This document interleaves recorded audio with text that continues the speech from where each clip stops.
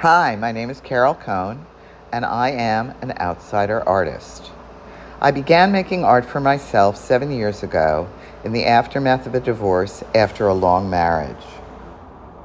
So I began at 63 and had my first solo show 6 months later, The Art of Divorce. I live and I grew up about 15 miles west of New York City. And as a baby boomer, I lived through Watergate, Kent State, the Kennedys, and Martin Luther King's assassination, the beginning of the women's movement, and I even witnessed the collapse of the Twin Towers. This informs all my work, as I believe we are all victims of our time. The bulk of my professional career was in advertising and creative management. Now I'm retired and spend my days making art and trying to figure out what it means to be an artist. But what I do know is I am most grateful for the ability to be unfiltered. With the power of art, I'm changing minds and touching people's hearts. As Gerhard Richter said, art is the highest form of hope.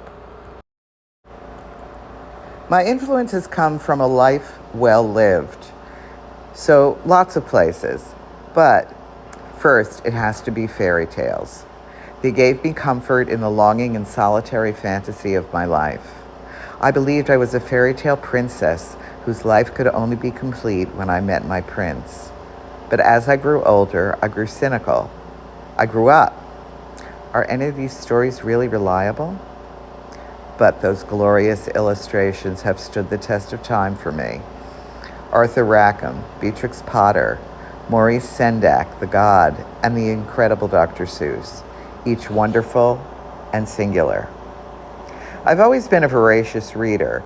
From about 14 on, I kept notebooks of quotes from the thousands of books I read, words that gave me pause. I still do it. And when I actually exhibit, my work is accompanied by my writing and the words of very smart others. There are a lot of challenges in being an artist today. Technology has really changed our world. But first and basic is the understanding of how to use your alone time wisely. And that's been a forever challenge.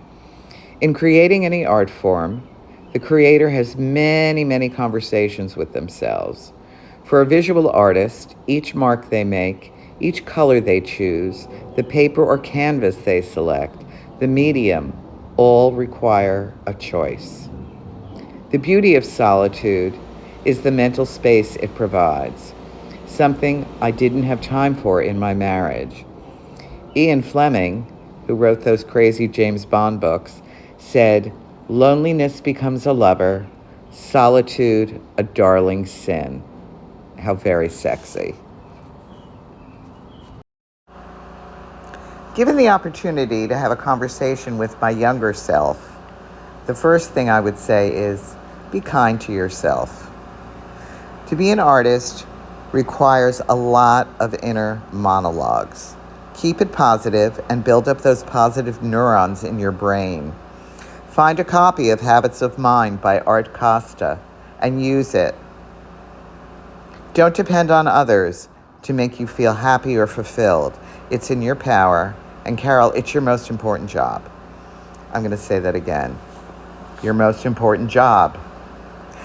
If you're unhappy, move on, get out, run away. The piece you see was inspired by the words of Eckhart Tolle, who asks in The New Earth, what made that plant face the sun and become a flower? My interpretation is for us all to face the sun, for us all to turn to the light and become our own first flower. What's the best response to my work?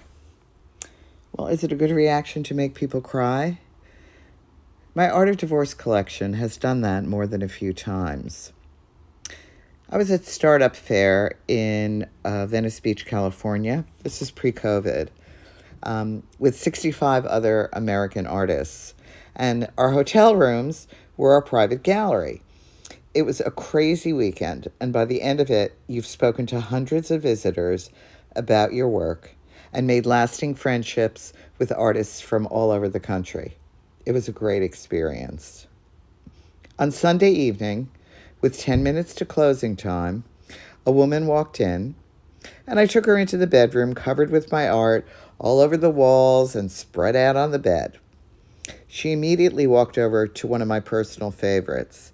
It's Red Riding Hood entering the wood alone, part of my fairy tales, myths, and other dangerous artifacts collection. It's a take on how I made my own journey through life, with very limited family support.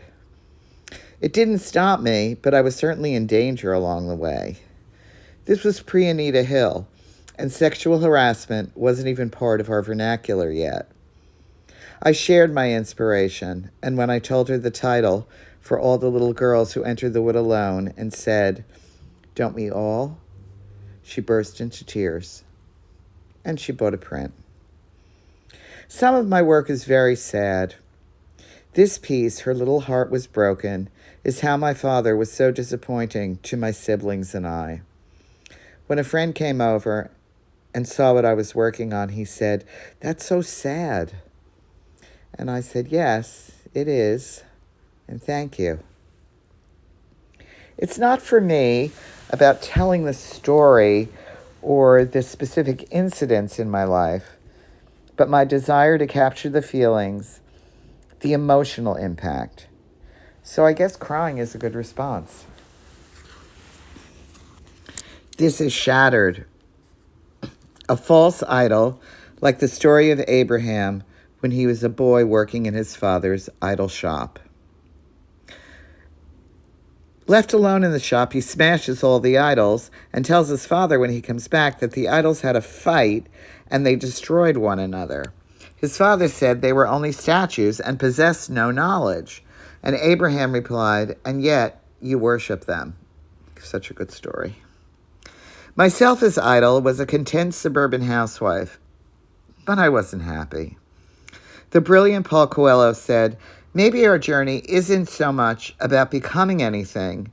Maybe it's about unbecoming everything that really isn't who you are, so you can be who you were meant to be in the first place.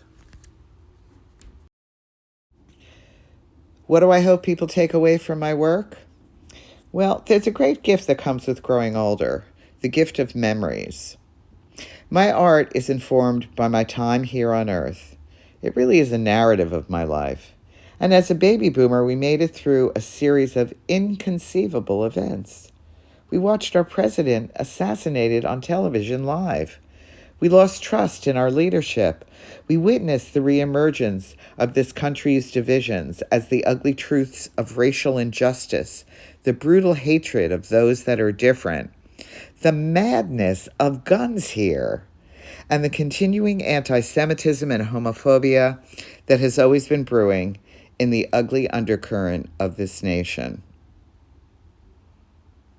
At a gathering for my 50th high school reunion, this amazing tribe of fellow travelers, we reflect on what we learned. We learned the tragedy of world wars from our parents and grandparents. We are the children of Holocaust survivors. I believe that only with the passage of time can we truly measure who we are and what our legacy will be. So I create art to examine and rejoice in the expansion of what it means to be human. To have my art create community by embracing our commonalities, in sharing our joys and our sorrow, and all of the beautiful mess that is humanity. Thank you for this opportunity to share my work.